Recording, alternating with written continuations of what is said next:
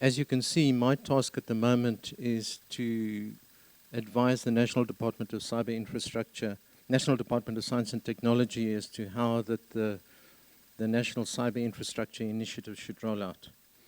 And it's my privilege to do just that. First of all, a bit of background. And in fact, you can take Carlos's talk as almost a basic introduction to what I'm going to say, because we've worked together for many years and we sort of almost in some areas know how each other thinks. My experience in computing and those sort of things begins in the third step of the four, thank you. Okay, begins in the third step of the four steps in the fourth paradigm.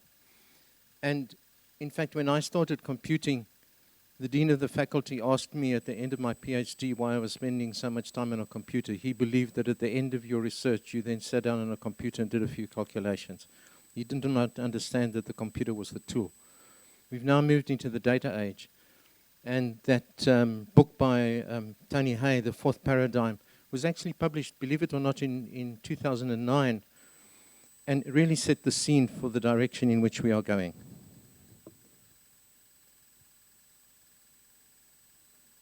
Now, in South Africa, as in many other countries, data is becoming an important topic and the driver of many different things. I must tell you this, that even though we've started cyber infrastructure, just replace cyber infrastructure with e-infrastructure initiative, we have probably even more problems than you have, because remember, we're a developing country, so that we learn a lot from what happens elsewhere. But I think in many ways we've got a strategy and a policy which is probably as good as that of other countries, and in some cases even better. But to put it into practice is of course a different matter. There are many challenges, from bioinformatics through to our participation in the CERN experiments, to computational sociology and psychology and things of that nature. Incidentally, in my talk, I'm going to focus on e-infrastructure or cyber infrastructure, and my colleague Bruce Becker, who will speak in the afternoon, will amplify that in terms of making use of the infrastructure which we have in place towards assisting open science and the e-infrastructure commons. Of course, the big thing that looms on the horizon for South Africa and also for Australia is the SKA.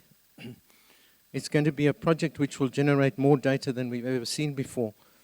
But in some ways, a lot of the problems will be local and we will have not yet invented the technologies to handle them. But when it comes to the NREN, there in fact I think the situation is much more manageable.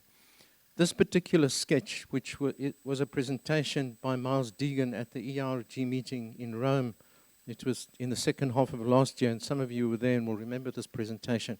I've just lifted this one particular picture out of it. You'll notice the massive data flows. Both on the right-hand side, you have the South African situation, and on the left-hand side, it's still working.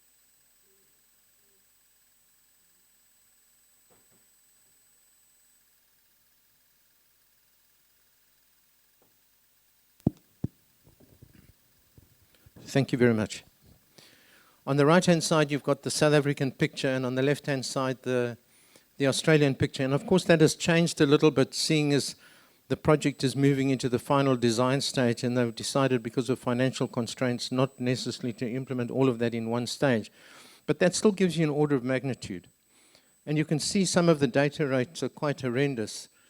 I see 60 terabits per second on the left-hand side in places. I mean, that's just horrendous. However, I want to point out to you the line in the middle that goes up there, and that is the international data connectivity. There you'll see that although the quantities are high, they're still within the domain of areas which are manageable, 100 gigabits per second, and I'll refer to that in a short moment. Of course, the problem that we have, and of course it's on our back doorstep, so it's quite a complex situation, because one deals both with SKA International Office, which sits in Manchester, and then we have our national e-infrastructure system. And our goal would be to attempt to work with that when it comes to the local data transport, storage, and computational aspects, so that we can derive maximum benefit from it. But if you look at the picture that I have on the top right-hand side, you'll see that one of the challenges that we have is that some of the components of the SKA are not going to be within South Africa, they're going to be in other countries. If you look up the west coast of Africa, you'll see there's a little dot way up. That's in fact in Ghana, which was very far away. And so if that does come to fruition, we're going to have to bring that data down. And again, I'll refer to that aspect later. But these are challenges that we will have to meet, and I think that we have got plans in place to handle those challenges. Now, this sketch is just history. This is not the current situation. But our Department of Science and Technology, way back in about 2006, realized that because of the change in the nature that research is being done, it was time to invest in research-grade, high-performance computing, NREN, and then subsequently what we first called the Very Large Database Initiative. And that actually was proposed in 2008 and accepted. Although the Director General said to me at the time, why is data important? You can just keep it on a stiffy under your desk. It's not important at all. Nowadays, it's a massive challenge. And then the Grid Initiative. But those were funded as standalone initiatives. In 2012, because of the realization that we need to get these things to talk to each other much more intensely and coherently, we put in place a review, and it was in fact an international review with some international well-respected people in the e-infrastructure space on it to advise us on what to do. And the recommendation was to establish a national integrated cyber infrastructure system with the vision and the mission that I spelled out there.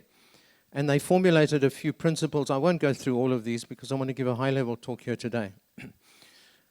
But the point is that the recommendation was that it be a standalone ring-fenced entity where each of the operations acts as an entity, because I don't believe that you can simply merge an NREN with high-performance computing. They are different entities. But they need to speak to each other on a regular basis and act coherently and synergistically in order to achieve what you want to do. And then when you come with a data layer on top of that, which is what we call DERISA, then it becomes even more important to build those. The second point is that our national cyber infrastructure is relevant and will fund tier 1 cyber infrastructure entities in terms of the high-performance computing, in terms of the NREN, and in terms of the data initiatives. It's quite important to recognize that people believe that they own, especially when it comes to data, they own their own data. But what one needs to put in place is mechanisms, facilitation and other mechanisms in order to support them, in order to achieve the maximum for interoperability, and put in place national principles and guidelines and those kind of things. We have another project which is also running to fruition, namely the National Research Infrastructure Roadmap, which is a bit like the European S3 model, but is a national model. And our goal there is to make the national cyber infrastructure system and the research infrastructure system talk to each other very closely. In fact, the longer term goal, in fact, that is my goal, not everybody shares it at this point in time. I would like to see them in a single coherent unit where the strategy and the governance of the research infrastructure system speaks very closely to the cyber infrastructure system, just to make quite sure that we get the support right. Now, the first of the entities that I wish to refer to is the networking, which is called the NREN. And you can see that already our NREN has been in place for a number of years, and it has many advanced services which you will find in NRENs around the world and supports the same kind of things. But we have an unusual situation where our NREN comprises two components.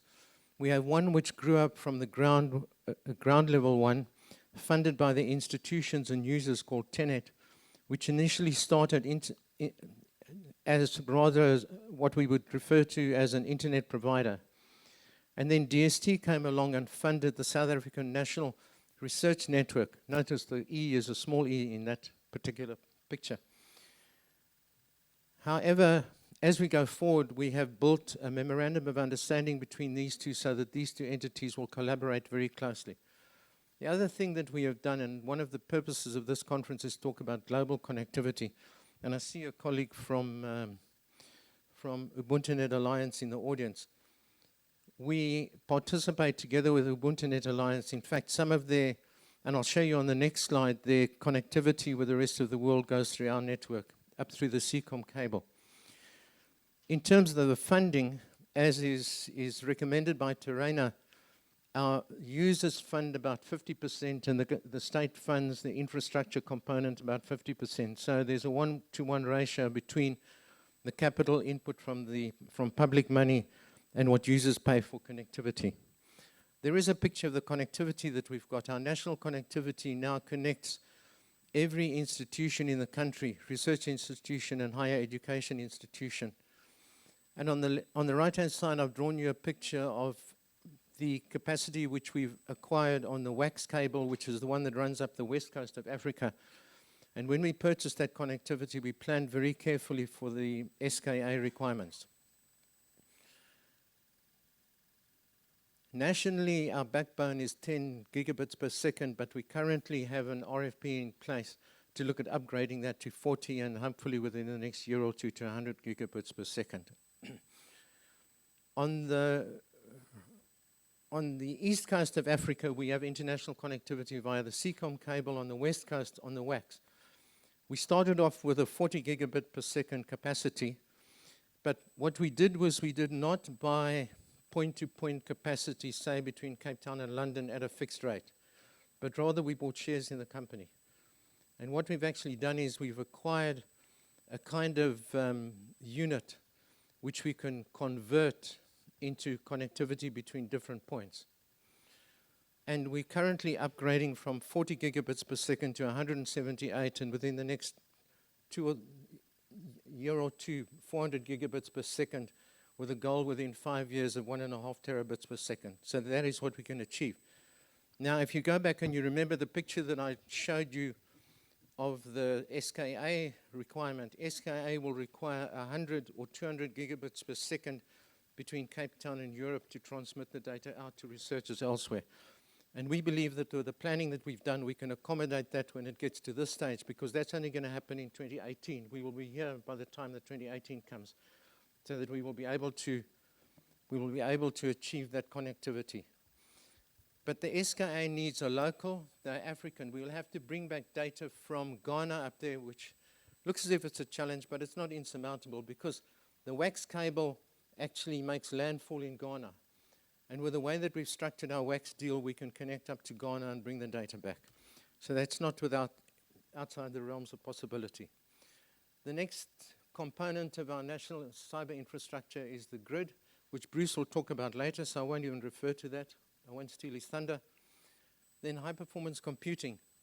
And there the state will fund Tier 1 high-performance computing, but work in partnership with the National Department of Higher Education and Training and also the National Research Foundation in funding Tier 2 and Tier 3 capacity at universities. And we recognize that we need different kinds of machine for different sorts of computational problems. And you can see them there. They're all the well-known ones. We need different technologies and architectures for different problems. And then there was data, and Carlos has already referred to that, so I won't go through the slide. But all of the issues that he raised about data sitting in different places, and remember that we sit at the bottom end of Africa, and if some animal or plant disease occurs in a state 1,000 or 2,000 kilometers away, it's probably going to work its way down and end up where we are, so that we need to talk to our colleagues elsewhere. And hopefully with the mechanisms that we are putting in place, we can address those issues. Now this is a model of our data services, which we now call DERISA, the Data Intensive Research Initiative for South Africa. And if you look at this tree, and this picture's been used elsewhere, as we envisage DERISA, it's actually the trunk of the tree. Down the bottom here, there's a federated world of data generation and sensory observations. And the top, there's the rich world of discipline, cross and multidisciplinary data and analytics. And the role of DERISA is to service the middle layer by providing both trusted repositories, the skills, the strategies to address what researchers need. And I've covered the entities that will be covered there. Also, Carlos referred to RDA, and what we will do as soon as DERISA has matured, We will use the RISA as our mechanism for a national connectivity with the RDA activity in terms of a national to an international activity. I saw on the list of people, of countries with RDA membership, individual memberships, and I see that South Africa is 20 on that list. We're working hard to push it higher up that list, but at least we have a presence at the RDA. And you can see the picture on the right-hand side there, the blue one with the circle and squares, shows you that the major activities that happen under that. And then there's the skills and training services area, which is vital. It's actually the core of what we do. We need to train people in the scarce skills required for this. There is a picture, and the red dotted lines over here show you what we regard as our cyber infrastructure system that will support academia, science, research activities, research infrastructures. And our plan is to operate this as a system that speaks, all entities speak to each other. Just a few graphics that show a few different aspects which are important. The top left-hand one shows you how that we visualize the interrelations between users, principals, and so on, and the research and the cyber infrastructure, the data, the management, the governance, and the activity level. On the right-hand side, I've put in another graphic over there just to show you that research infrastructures and e-infrastructures do not operate on their own, but they need to talk very closely to the ecosystem. This is a picture here which comes out of an ERG report. And don't see this as a one-dimensional picture. The national cyber infrastructure will not provide all of these services, but there will also be Tier 2 and Tier 3 services that operate to support all of that.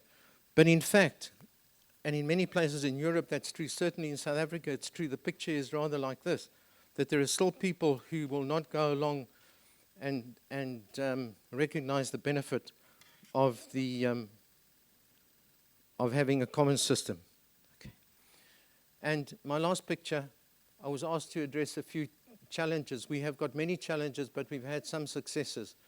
And probably the biggest one will be the SKA one. Everybody wants to talk with us, but we need to talk long and hard about how that we're going to achieve that. We've got some successes. We have participated in GRID with chain and chain reads and activities like that. And I thank you for your time.